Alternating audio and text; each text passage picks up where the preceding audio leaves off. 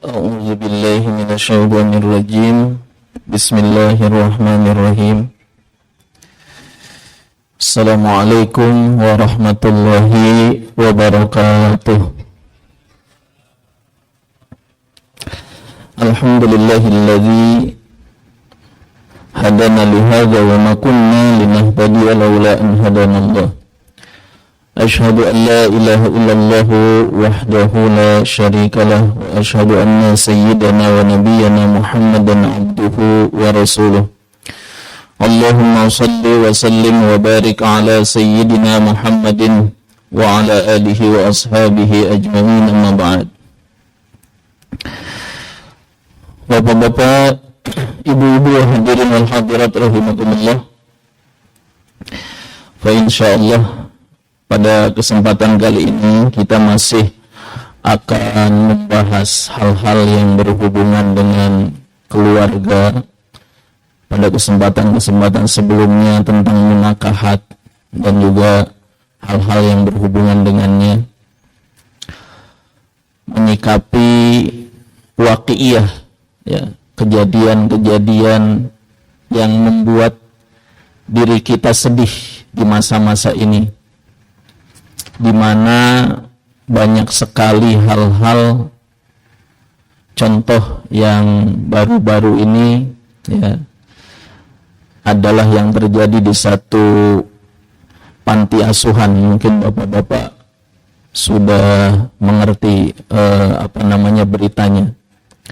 Begitu juga banyak terjadi di antara kalangan anak-anak muda, anak-anak remaja, pergaulan-pergaulan bebas yang akhirnya kalaulah kita runut segala penyebabnya, tidak ada lain adalah yakni i'rad an ahkamillahi subhanahu wa ta'ala, karena berpaling dari hukum-hukum Allah, ya, irsyadat, petunjuk-petunjuk, kemudian mau'izat atau nasihat-nasihat, ya, hukum-hukum yang ditetapkan oleh Allah, oleh Rasulullah sallallahu alaihi wasallam banyak dilanggar, ya. Nah, dari itulah kita pun penting untuk membahas, ya, karena kadang kita ini berpikir mengenai keadaan anak-anak kita hari ini harus bagaimana dan seperti apa, ya. Maka di dalam Islam semuanya lengkap, ada petunjuk-petunjuknya, ya. Di antaranya adalah tarbiyatul aulad, mendidik anak-anak, ya. Dan para ulama menulis kitab-kitab khusus dalam hal ini, ya. Banyak ada yang ditulis oleh Syekh As-Sinkiti, ya. Beliau ini seorang ulama dari Mauritania yang menjadi imam di Masjid Nabawi, ya. Kemudian mukim di Madinah, ya. Kemudian juga ada beberapa kitab tarbiyatul aulad atau tarbiyatul atfal yang ditulis oleh ulama-ulama lain yang jumlahnya sangat banyak, yang isinya apabila kita telaah, isinya mengandung banyak sekali ilmu, banyak sekali manfaat-manfaat yang bisa kita amalkan dalam kehidupan sehari-hari, di dalam mendidik anak kita sehingga mereka betul-betul menjadi anak-anak yang soleh, menjadi qurratu a'yun, menjadi penyejuk mata kita. Al-Imam Al-Hasan Al-Basri ditanya ketika mendengar ayat Rabbana hablana min azwajina wa dzurriyyatina qurrata a'yun. Makna qurrata a'yun ini apakah di mana? Ya. Di dunia atau di akhirat? Kata Imam Al-Hasan Al-Basri mengatakan fid dunya. Di dunia. Maksudnya bagaimana? Mata seorang ayah, mata seorang suami merasa senang, merasa bahagia ketika melihat istrinya, anak-anaknya yuti'unallaha subhanahu wa ta'ala, mereka taat kepada Allah Subhanahu wa taala. Ya. Maka kita akan dalam beberapa pertemuan ke depan kita akan membacakan, ya. Kita ambil dari perpustakaan Al-Maktabah Asy-Syamilah yang, ya, kitabnya adalah Fiqhul Usrah, ya, karyanya Syekh Mukhtar As-Sinkiti. Langsung kita masuk kepada hukukul abna, ya. Bismillahirrahmanirrahim. Inna lil abna'i huquqan yajhaluha katsirun minal aba. Ya. Sungguh bagi seorang anak itu, ya, atau bagi anak-anak itu banyak hak-hak, ya, yang kebanyakan orang tua tidak mengetahuinya. Ya, kebanyakan orang tua tidak mengetahuinya. Wa hadhil huququ qad jaa bayanuha fil kitabi was sunnati. Dan hak-hak ini ada penjelasannya dalam Al-Qur'an dan hadis, ya. Wa li hadhil huquq ahmiyatun uzma. Dan bagi hak-hak tersebut, hak-hak ini ada kepentingan yang besar. Yatarattabu 'alaiha salahu zurriyyati, yang menjadi berurutan, menjadi sebab ketika hak-hak itu ditunaikan maka akan menyebabkan baiknya keturunan kita, ya. Kemudian wabittali, karena satu keluarga, seorang ayah, seorang ibu punya anak-anak yang soleh, yang solihah, maka dimulai dari setiap rumah, ya, akan mempengaruhi solahul mujtama'il islami, akan menyebabkan baiknya kehidupan masyarakat Islam. Bagaimana masyarakat atau negara mau baik kalau generasinya rusak? Ya. Kalau generasinya kehidupannya hanya diisi dengan, ya, malam begadang, tawuran, geng motor dan lain sebagainya. Nah, kemudian lulus sekolah nggak bisa masuk kerja karena SDM-nya nggak mencukupi. Akhirnya pagi sampai siang, ya, kita lihat hari ini anak-anak muda kita. Tetapi ketika anak-anak muda itu, generasi kita baik, ya, maka akan solahul mujtama al-islami, masyarakat Islam juga akan menjadi baik, ya. Kemudian oleh karenanya lah fayam bagi al-i'tina'u bihadzihil huquq wal qiyamu biha, ya. Maka sudah selayaknya memperhatikan hak-hak tersebut dan menunaikannya, ya. Memperhatikan hak tersebut dan menunaikannya. Apa saja? Hukukul auladi wa aqsamuha. Nah, maka hak-hak anak itu dibagi, ya. Fasayakunu hadisunal yaum an hukukil aulad inna ni'matal waladi ni'matun azimatun. Jadi pertama kita memahami bahwasanya nikmat kita diberi keturunan itu adalah nikmat yang besar. Berapa banyak orang yang usia pernikahannya sudah mencapai 5 tahun, 10 tahun, mereka belum punya keturunan. Nah, kemudian ternyata Allah memberikan kepada kita keturunan, anak.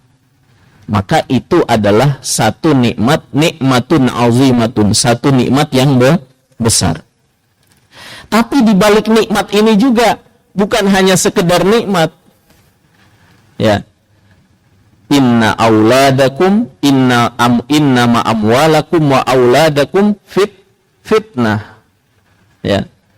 Harta anak itu adalah ujian. Ya.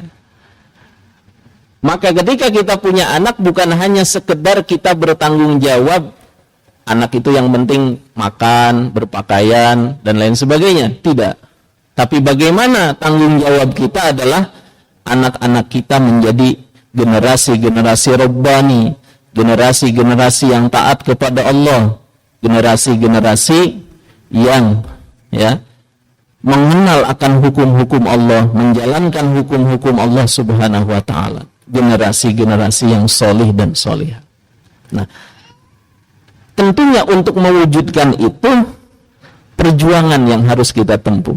Tidak dengan santai-santai, tapi kita harus betul-betul berjuang atas itu.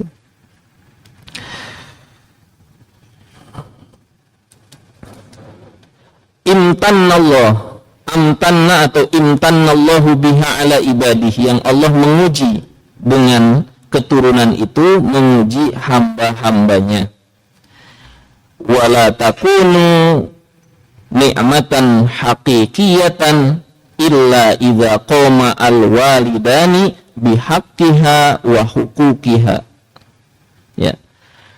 Dan tidaklah nikmat keturunan itu menjadi nikmat yang hakiki kecuali apabila kedua orang tua menunaikan hak-hak anak tersebut. Ya. Wa ahsana fi riayatiha, dan keduanya, maksudnya orang tua itu memperbaiki, memperbagus cara fi riayatiha, di dalam merawatnya. Kemudian wa qad ja'at nususu kitabillah wa bayyinatun nabiyyi sallallahu alaihi wasallam tubayyinul manhajal akmal wa tariqal amsal fi tarbiyatil aulad. Dan sungguh sudah dijelaskan dalam ayat-ayat Al-Qur'an dan hadis-hadis baginda Nabi sallallahu alaihi wasallam yang menjelaskan cara yang sempurna dan jalan yang bagus, yang baik fi tarbiyatil aulad, di dalam mendidik anak-anak. Maka al-auladu ni'matun min ni'amillahi azza wa jal. Anak-anak itu, keturunan itu adalah nikmat dari sekian banyak nikmat-nikmat Allah azza wa jal. Hazihi ni'matu rufi'atil akaffa ilallah bid-duru'ati ayyukrima ashabuha biha. Ya. Maka karena nikmat keturunan itu adalah nikmat dari Allah Ta'ala, maka Allah pun menjelaskan tentang cerita nabiyyin min anbiya'ihi, daripada seorang nabi dari nabi-nabinya Allah Ta'ala. Dijelaskanlah, Rabbi habli min ladunka zurriyatan thayyibah. Ya, ini ada doa seorang nabi berdoa apa? Rabbi habli min ladunka zurriyatan thayyibah. Ya Allah, karunialah kepadaku dari sisi Engkau keturunan yang baik. Innaka sami'ud du'a, sesungguhnya Engkau adalah Maha mendengar segala permohonan atau doa. Itu surah Ali Imran ayat 38. Wa qala Allahu an ibadihil akhyar. Ya. Kemudian Allah Subhanahu wa taala berfirman tentang hamba-hambanya yang terpilih. Walladzina yaquluna rabbana hablana min azwajina wa zurriyyatina qurrata a'yun waj'alna lil muttaqina imama. Ya. Al-aulad wa zurriyah tuqarribuhumul uyun wa tabtahizu bihimun nufus. Anak dan keturunan itu menyebabkan tentramnya mata dan bahagianya jiwa. Wa tatma'innu ilaihimul qulub, dan hati akan menjadi tentram. Ketika apa? Gitu kan? Jadi kita punya anak, punya keturunan, terus kita bahagia, kita senang, hati kita tentram. Ketika anaknya bagaimana? Tentunya ketika apa?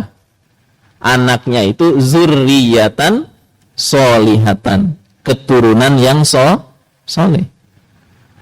Kalau anaknya ya bandel, nakal, melakukan hal-hal yang tidak diinginkan, wah, orang tua itu malah apa? Malah tidak nyaman, malah akan mendapatkan banyak hal-hal yang tidak dia sukai, dia senangi, jiwanya tidak tenang. Idza tabu wa qamal walidani ala riayatil aulad. Hal itu bisa didapatkan apabila kedua orang tua ya menjalankan, merawat anak-anaknya, ya, wal inayatu bihim, memperhatikan mereka, wa ada'u hukukihim, dan juga menunaikan hak-hak mereka kamilatan dengan sempurna, dengan cara alal wajhil ladzi yaradallahu azza wajal, dengan cara yang diridhoi oleh Allah Ta'ala. Maka wa hukukul auladi qassamahal ulama ila qismain, ya. Hak-hak anak itu para ulama membaginya menjadi dua bagian. Yang pertama, al-qismul awal ma yasbiku wujudul walad, ya. Jadi yang pertama itu tarbiyatul aulad, dimulai dari sebelum anak itu ada, ya. Ma yasbiku, ya, wujudul walad, dari sebelum anak itu ada. Berarti dari mulai apa? Seorang suami mencari calon istri, seorang istri mencari calon suami. Dari caranya sudah ditempuh bagaimana mencari istri yang solihah, mencari suami yang solihah, gitu. Itu yang pertama. Yang kedua adalah ma yakunu ba'da wujudihi, sesuatu yang dilakukan setelah anak itu lahir, gitu. Wallahu jammalal walidaini al-mas'uliyata anil walad qabla wujudil walad wa hamalahum al-mas'uliyah an tarbiyatihi wa riayatihi wal qiyamu bihuquqihi ba'da wujudihi. Maka Allah Ta'ala memberikan tanggung jawab kepada kedua orang tua terhadap anaknya sebelum anak itu ada dan setelah anak itu ada, ya. Dengan menunaikan, ya, dan memberikan tanggung jawab, mas'uliyat itu tanggung jawab, dari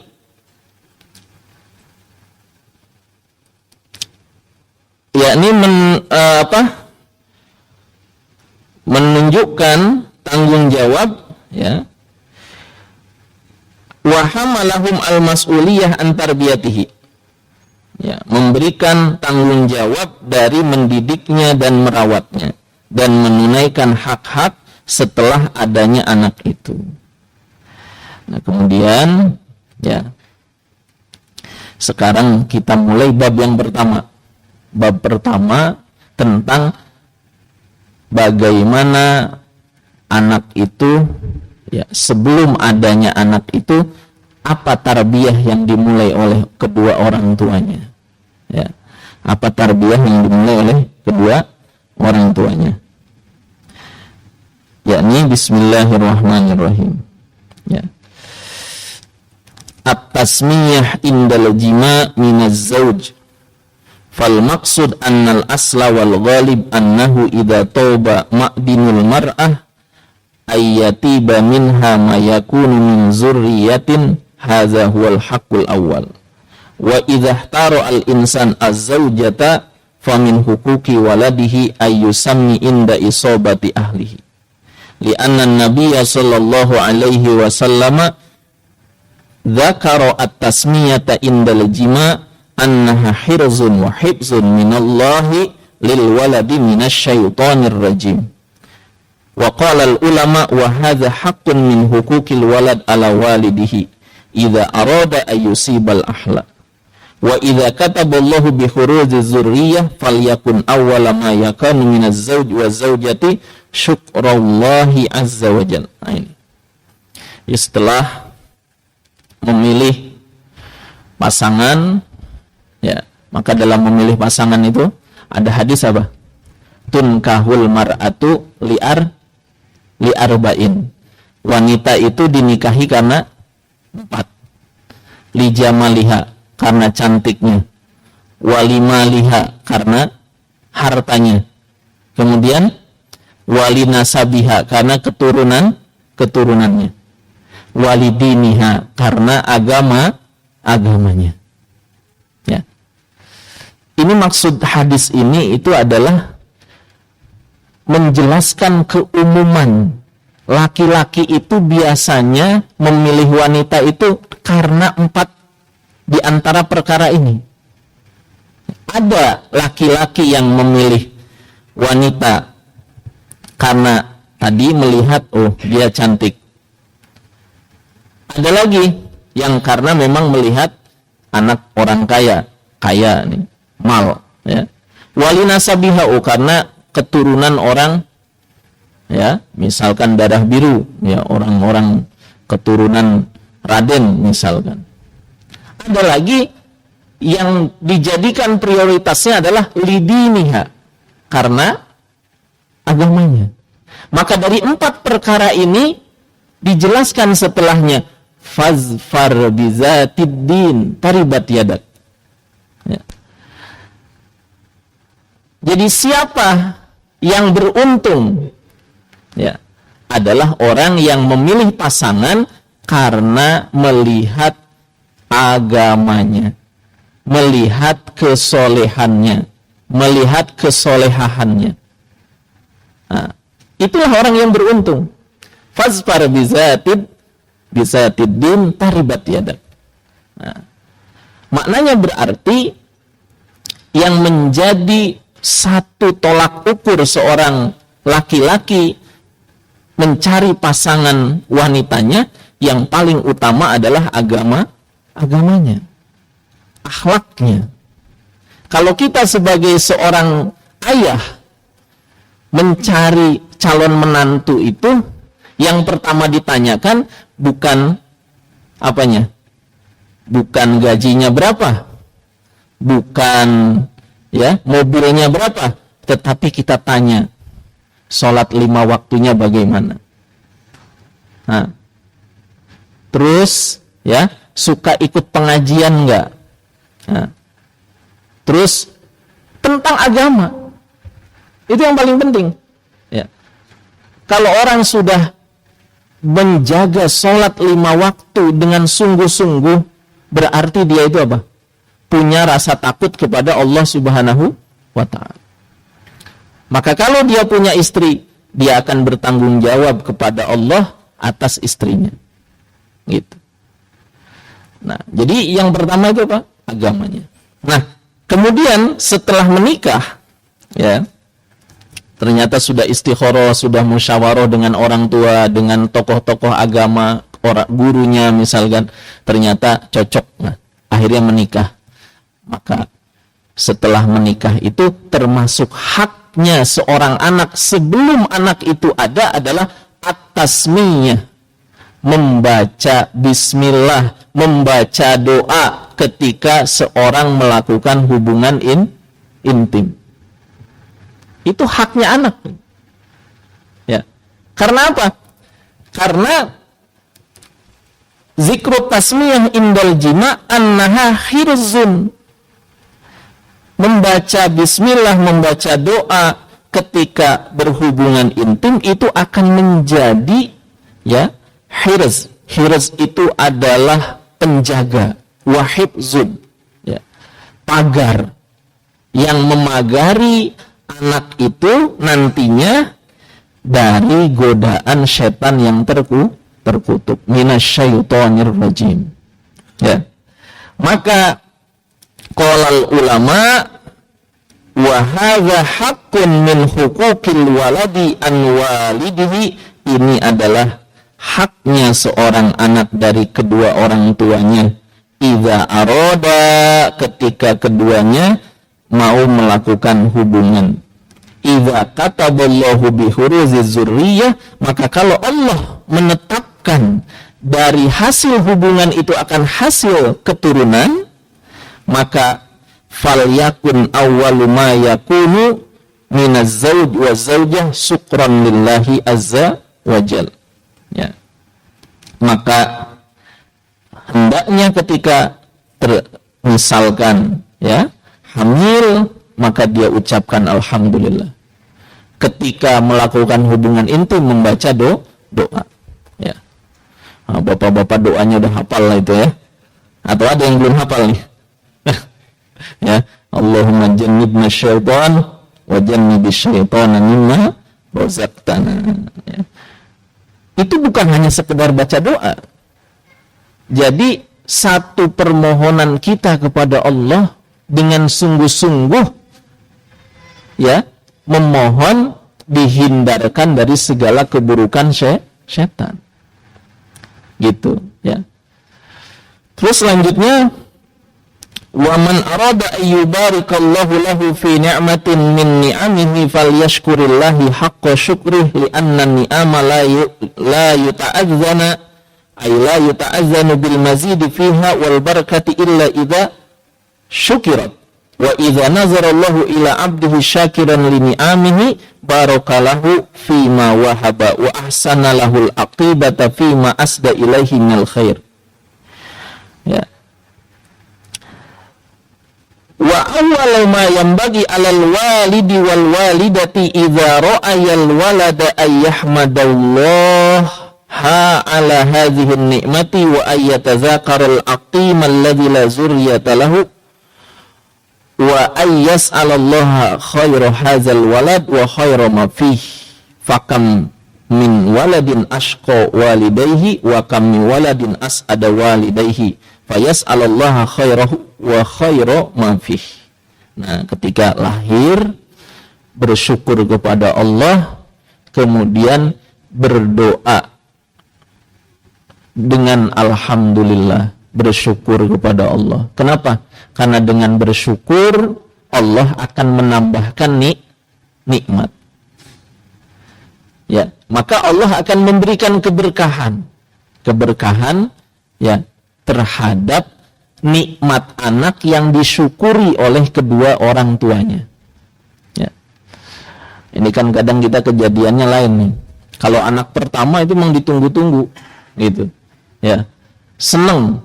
Tapi kalau udah anak yang ketiga, keempat, aduh hamil lagi. Kadang suka gitu. Ya. Kan suka ada tuh. Ya. Kalau anak pertama itu karena memang ingin menyatakan bahwasanya saya tuh laki-laki perkasa gitu. Buktinya apa? Cespleng jadi kan gitu. Tapi kadang ketika istri laporan, Pak, ya, ini hamil lagi yang keempat tuh. Kadang bingung tuh, ya. Padahal dulu waktu yang pertama bahagia. Ya, harusnya setiap kali kita diberikan nikmat anak tadi, kita juga bersyukur kepada Allah Subhanahu wa ta'ala. Dengan apa? Bersyukur kepada Allah ta'ala, karena dengan kita bersyukur Allah akan memberikan nikmat ya yang berlebih lagi. Karena kenapa kita bersyukur? Dan kita minta kepada Allah ayyas'ala khairuha wa khairu ma fiha, memohon kebaikan keturunan itu dan kebaikan yang ada di dalamnya. Karena banyak orang punya anak, punya keturunan, asqa walidayhi, menyebabkan kedua orang tuanya celaka. Maksudnya celaka itu gimana? Ya tadi, anaknya tidak menjadi anak yang soleh. Nah, kita mohon kepada Allah, berlindung kepada Allah Subhanahu wa ta'ala. Maka ketika kita mendengar ada saudara, ada teman, ada siapapun dari keluarga kita yang ternyata lahir anaknya, itu disunahkan berdoa. Barakallahu fil mauhubilak. Semoga Allah memberikan keberkahan dalam karunia yang dianugerahkan kepada engkau. Ya. Wa syakaratal wahib, dan engkau mensyukuri pemberian Allah Subhanahu wa taala. Wa ruzikta birroh, kemudian engkau diberikan oleh Allah rezeki kebaktian anak itu kepada engkau. Ya. Kemudian wa balago asyuddah, dan anak itu tumbuh dengan baik. Wa anbatahu nabatan hasana, dan menumbuhkannya dalam tumbuh yang baik. Gitu. Itu didoakan. Ya. Itu saja mungkin, ya, karena waktu Isya juga sudah sebentar lagi. Tadi diminta, mungkin ada yang ingin bertanya, silahkan. Ya. Silahkan kalau ada. Alhamdulillah, demikianlah apa yang disampaikan guru kita, begitu banyak ya yang harus kita perhatikan sebagai orang tua, sebagai ayah, untuk memperhatikan keturunan kita, bahkan anak-anak kita, cucu kita, ya. Anak kita ini harus memilih dengan pilihan yang sesuai dengan turun Allah Subhanahu wa taala. Mungkin dari lapangan tadi ada yang menanyakan mungkin satu pertanyaan, enggak? Ada satu, Ada. Oh iya.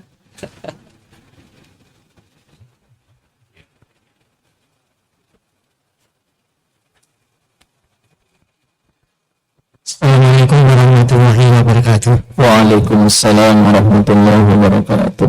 Rabbana hab lana min azwajina wa dzurriyyatina qurrata a'yunin waj'alna lil muttaqina imama.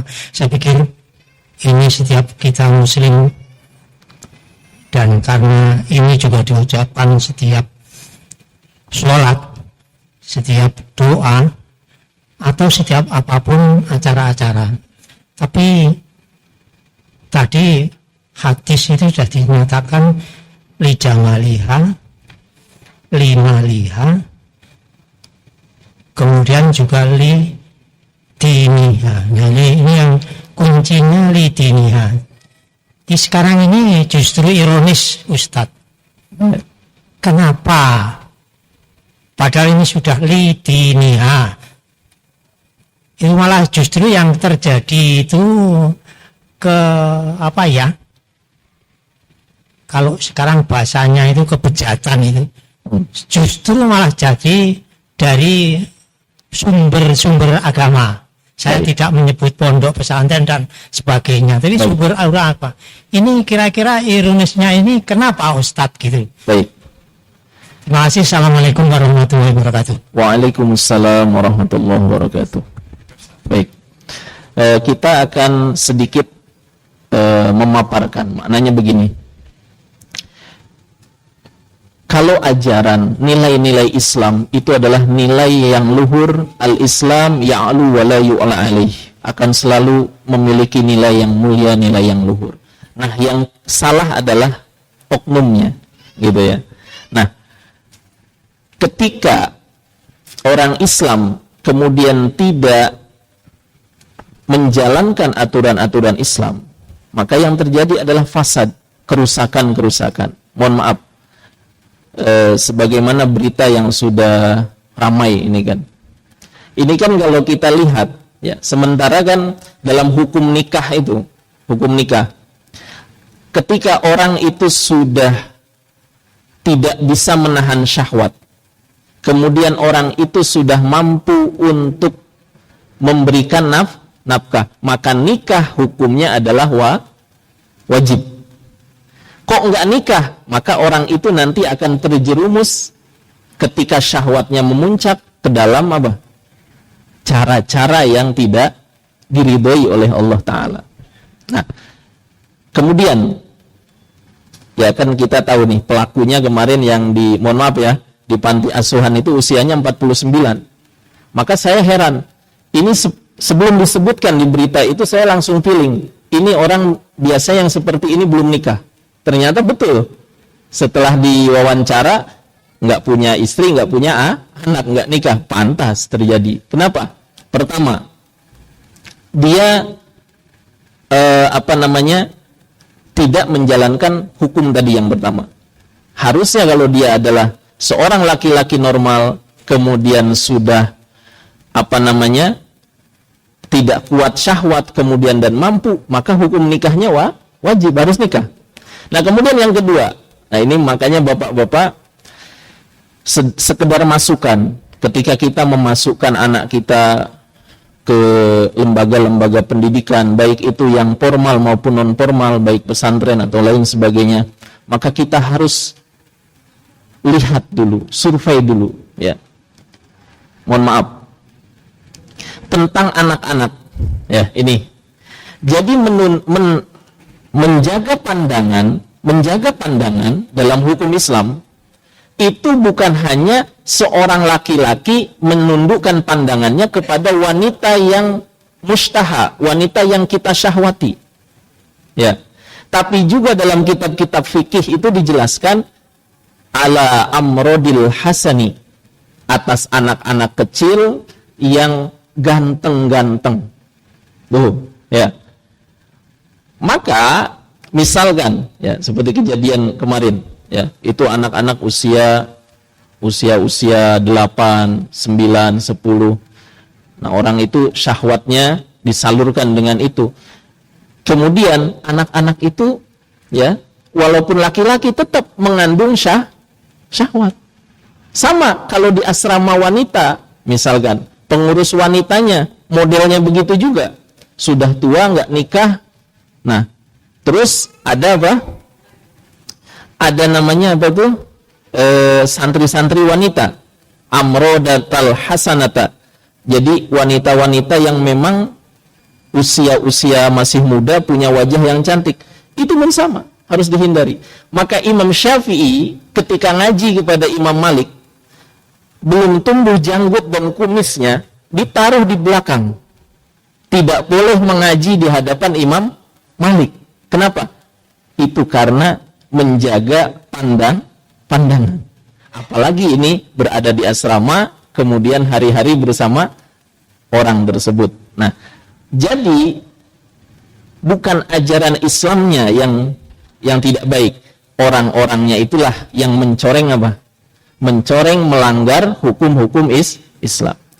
Contoh lagi misalkan santri putri. Ya, kita ini bicara tentang pesantren sajalah dulu, ya. Santri putri ternyata dicabuli oleh pimpinan pesantren laki-laki misalkan. Itu karena apa? Karena tadi tidak menjalankan tata tertib apa? Aturan. Kalau kita misalkan sebagai ustadz laki-laki punya anak santri misalkan perempuan, kalau masih kecil-kecil usia 5 tahun, 6 tahun masih boleh. Tapi kalau anak perempuan itu sudah mustaha, sudah kalau kita melihat itu syahwat, itu sudah harus dihindari. Jangan kemudian apa? Anak-anak SMA ngaji sama ustadz, apalagi ustadznya belum nikah. Nah, itu kan karena apa? Melanggar aturan.